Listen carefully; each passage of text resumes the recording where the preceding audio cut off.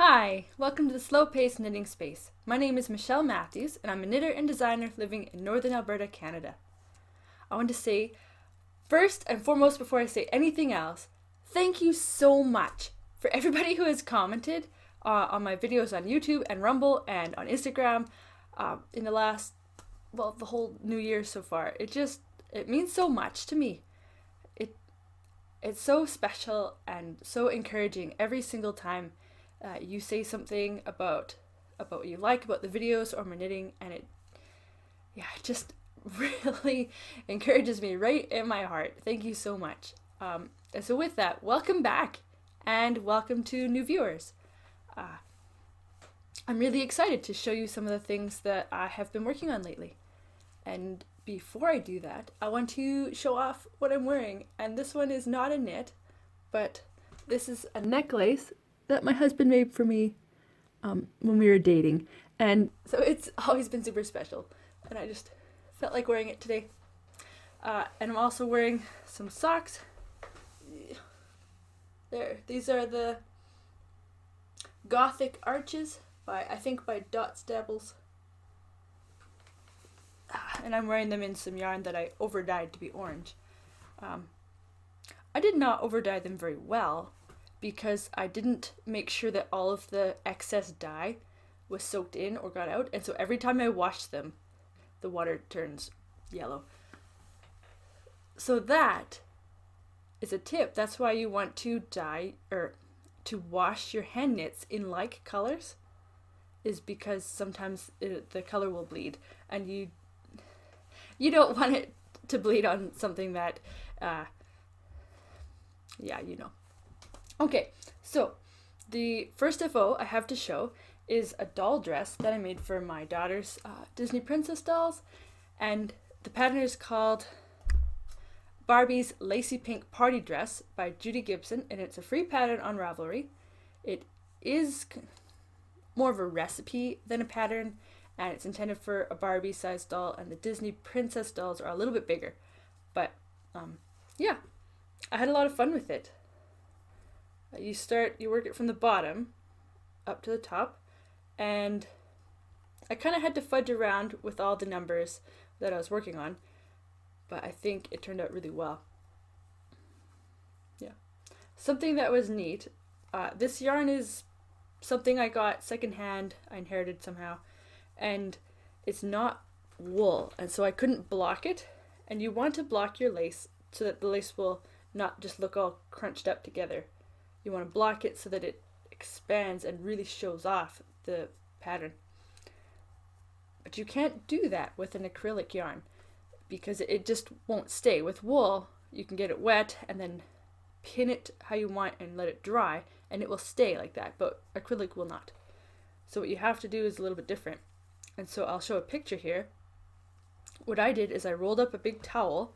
Well, I got the dress wet, damp, and I rolled up a big towel and stuffed it in, and then I put a damp towel on top, and I ironed on top of it like that. And that's kind of sometimes called killing the yarn, but basically I guess it melts it. I'm not sure. It melts it or something so that it will be very drapey. It will hold that open stretch shape and it won't move, but you can't undo it. There's no way to undo that. Like, if you do it too well, you certainly can't even unravel it. So that's something you might want to be careful about. But I did that so that Elsa's dress here would just have a nice little flow and drape. I'm really happy with this.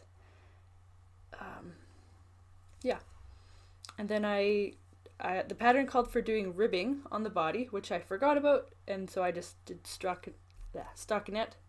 And then I bound off part of the chest, armpit, the back, and I made I-cords for the shoulder straps, which wasn't in the pattern. The pattern had a strapless dress, and I just wanted it to be able to stay up on Elsa a little easier. So, yeah, that's that.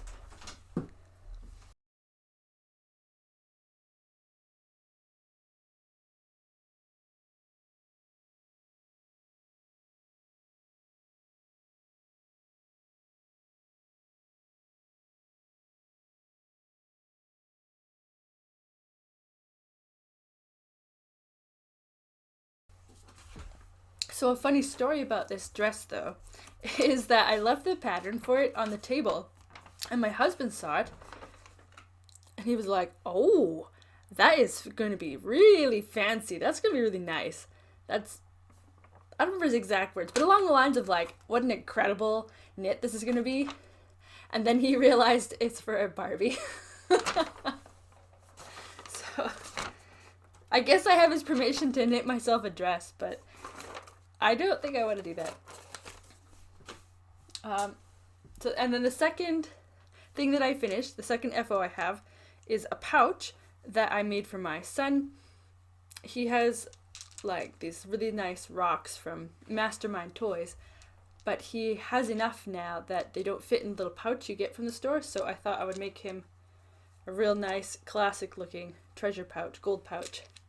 And this is called, the pattern is called Drawstring Bag by Janet D. Russell, and I used Patons Canadiana for this. Isn't that super satisfying? It just fits in my hand just right. Yeah, okay. So you start off the pattern by, oh, it's a free pattern. You start off by knitting a garter stitch base. You knit that flat, and originally the pattern instructions called for a base about twice the size of this, which meant the bag was just going to be enormous. And it also called for 6.5 millimeter needles, and I was getting such a loose gauge with that. Take a look. So I really just thought this bag would be too big and too stretched out, and it just wouldn't look or feel kind of what I was going for. So I frogged it, I ripped it out, and then I recast on less stitches, and I knit less rows, and then you knit this flat base, and then you pick up on the side, and then you pick up on the cast on edge, and then you pick up on the other side, and then you start knitting in the round. So I thought that was an interesting way to do it. I'm not entirely sure why the designer went for a garter stitch base instead of just, I think I would have started just with a few stitches and built up around like a lot of pouch or basket patterns do, especially in crochet they do, although this is knit.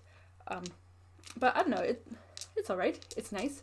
And then near the end, you do some yarn overs to make holes for the cord, and you keep going till it's as long as you want, and you bind off.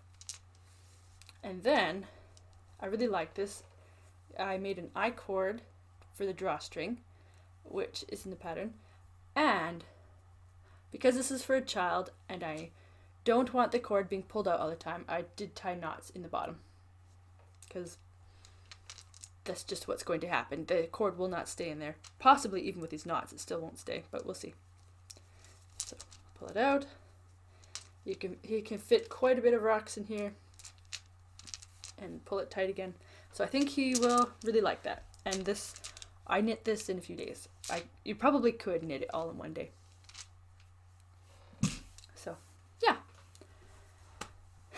So those are all the FOs I have to show.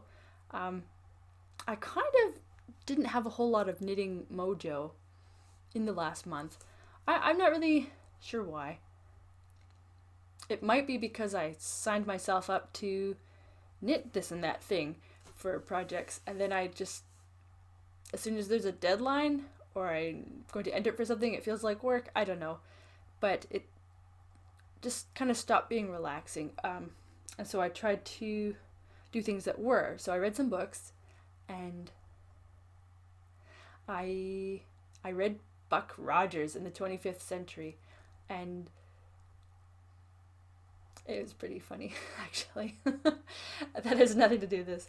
And actually, I found knitting this lace was both relaxing and challenging, because it's only a 4-row pattern, but I could just never read my knitting. I actually have a hard time reading lace knitting on my work, because it's hard to, when there's yarn overs, it's kind of hard to count your rows or tell where you're at. So and the lace pattern does not always come intuitive to me to tell immediately where I am, whereas a cable pattern, I know exactly what's going on with the cable pattern almost all the time. So it's interesting to learn that about myself while I was knitting this. Oh, I was looking online on Ravelry for more Barbie clothes, and there's a super prolific source for them that apparently doesn't have them at all anymore. They're discontinued. I don't know what. But I found some super cute, like, miniature sweaters and dresses. Like, there's a free pattern to make a dress that looks like Kate Middleton's wedding dress. And, yeah. Or there's a pattern to make Anna's coronation dress and Elsa's coronation dress. So I might have a lot of fun with it, or I might just get really tired of knitting doll clothes. They go fast, and so they're really cute and little, but you have to use little needles, and the fit doesn't quite matter so much as it does for a person, but yeah, I don't know. But the tricky part is that you have to make it easy to put on, because Barbie or Elsa can't just bend her elbows to fit properly. So like this, I think I would have made it, I had to be careful, I guess, to be able to make it so that I could stretch it down off of her when we need to get it on and off. So I think that's one way where sewing might come in handier, is because you can put on those snaps or those zippers or whatever. Yeah, so expect to see more doll clothes in the future.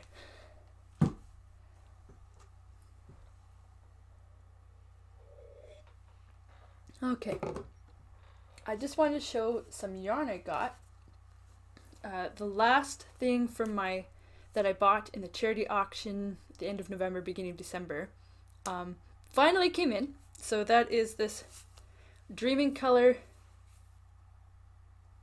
Dream Colored Life. It is Dreaming Color though, and it's Jilly, and the colorway is called Universe is Yours. So it is this super bright pinkish purple yarn, and this is a fingering weight yarn, but it feels like it's one ply. Yeah, it's single ply. It's 100% wool. So this is not sock yarn. Partly because it's 100% wool, so it's not going to wear super well, but also because it's one ply. That means it's going to be a little bit looser. It's not twisted very tightly, and that tight twist also helps your knits to last longer. So this is going to be something for my neck, or something for my hands, or maybe I'll save it and make a garment. I don't know. It's so in your face bright. I kind of love it. But at the same time, I have no idea what to do with it. Because I would love to make something just to wear like this, but I'm not confident I really would. I don't know. So that's a nice one to add to the stash. And then my second one is, there's a story to it, is that my kids and I were shopping in town, and we parked somewhere, and I found out we parked a block too far, and it was not freezing cold for once. So I said, okay, let's just walk. Walking's good for us. It's good we'll learn some traffic safety. It's good. So we went for a walk, and as we're walking to the store, on the way there, I look in the window of another store, and there was yarn. It's like, when did this yarn store come here? There's a yarn store? How have I not heard about this? So probably because I don't have Facebook. So I, on our way back from the store we were originally going to, I stopped in, and it turns out it's a store that is owned by That Yarn Habit, and I don't remember her name, but she has been dyeing yarn and selling it at Hippie Strings for like a year now. I don't know. It's been a long time. She's been dyeing yarn for a long time. If you watch Cozy Up Knits, you have heard of her a lot, and then you probably know that she has a store, because they probably know that. But I have not been keeping up with Cozy Up Knits. I don't know. I'll go through a phase where I watch yarn videos for every day for 3 weeks, and then I won't for 4 months. So I'm not caught up with them, but if you watch them, you've heard of her. And she has this store now, and she sells her own yarn. She sells a ton of things that are handmade by people. I think that's really cool. And so I stepped in and took a look, and she had her kid there, and he was watching Power Rangers, and so my kids were all crowded around watching Power Rangers with them and asking questions. And so it was an extremely pleasant time to browse at yarn, because my kids were not causing trouble or asking to leave. They were really enjoying themselves. I bought this fingering weight yarn. It's 80% wool, 20% nylon, and the colorway is Russet. It's a really nice warm brown, and I have envisioned that these are going to be socks. There's a pattern I'm thinking of called Checker, and it's a nice textured sock. I really like it. Whatever these are going to be, they're going to be something visually appealing, very textured, but probably not cable or lace. So, and I'm not at this moment particularly inspired to design my own pattern with it, so I'll probably go for one that has been in my favorites for too long. So yeah, I'm excited about that. The little voice in my head is reminding me of my resolution about using stash. At the end of December, I did like an inventory of my yarn, and I looked through my yarn, and I printed out my Ravelry stash list, and so I went through my yarn, crossing it off and marking if I used some and needed to change it, and went through all of it, and there was stuff missing, and then I found it. Like, it was like a retail inventory, it really was. And so I updated all of my stash, and I found out, and I worked out all of the amount that I used in 2021, and so I found out for 2021, I think I knit like 4,000 meters. That doesn't sound like enough, but I'm pretty sure I knit about 4,000 meters, but I brought in about 12,000 meters. That's crazy. So my resolution was to try and, for 2022, to bring those numbers a little closer together. Not necessarily to not buy yarn, but definitely to knit more from stash, to bring like that bringing in number down, to knit more from stash, and to try to knit more. Because really, how much of my yarn, I've been staring out the window because I've been thinking, sorry, if I think about my yarn, it's all right there. My sock yarn is all right there. And if I put it out on a wall, or if I pretend I was at a store, there's a ton of it that I have that I would be super excited to buy or be really interested in buy. Like, I like my yarn stash. I love it. I want to use it. But the perfectionist in me is like, but it has to be just right. It has to be this perfect, beautiful match of pattern to yarn every single time.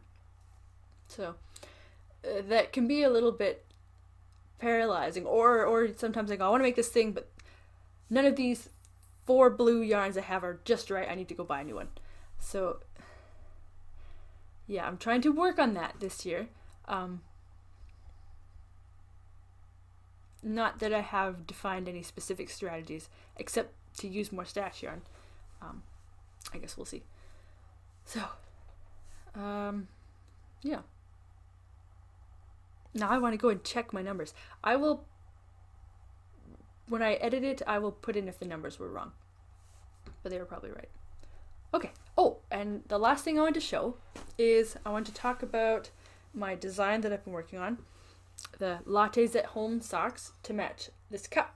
And I'm going to make a collection of sock patterns this year. And I decided what to call them.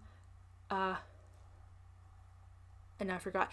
But it's going to be something along the lines of Companion collection. So have the pun in the collection name. And then I can name all of the patterns nice names. So the first one is going to be that one, Lattes at Home.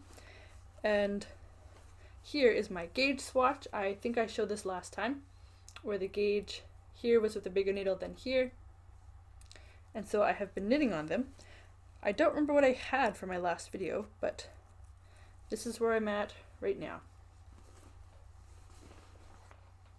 There.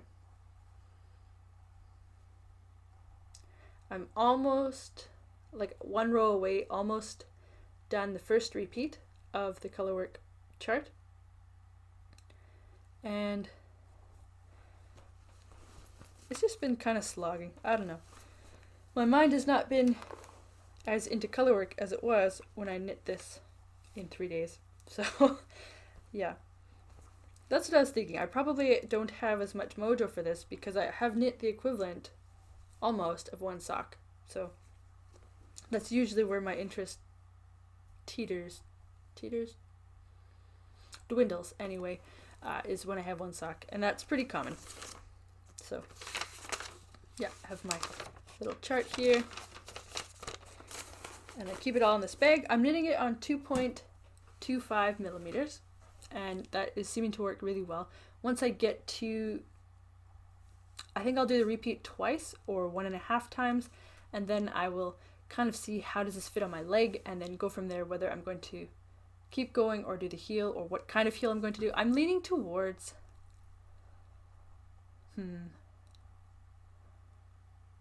I'm leaning towards a heel and flap, but I don't want it to be a colorwork gusset. So what I'm just gonna have to decide, afterthought, heel or not. So I haven't not been thinking about that a whole lot lately. I've just been trying to actually knit on it.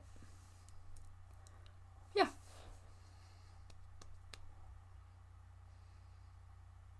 Oh, I forgot to mention that when I ripped this out and I cast it on a smaller amount of stitches, a fewer amount of stitches, I also used smaller needles, and the pattern originally called for 6.5 millimeter, and I dropped down all the way to 4.5 millimeter. So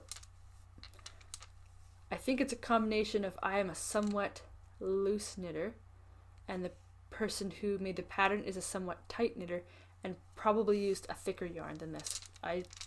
The pattern called for Aran weight yarn, and I used Patons Canadiana, which I thought was Aran weight, but maybe it's just worsted, which is a smidge smaller. So, but it turned out really well. So yeah, I'm happy with the stuff I've been working on, and I'm going to try and make myself focus a little bit more on the Lattes at Home socks, so I can, my goal is to finish both pairs by the end of this month, and then work on the pattern writing and all that stuff in March to publish them in April. Yeah. I feel like I should have more, but that's all I have. So it's a short episode this time. Thank you so much for joining me, and I can't wait to come back in a few weeks and show you what I've been up to working on. And yeah, thank you so much, and bye for now.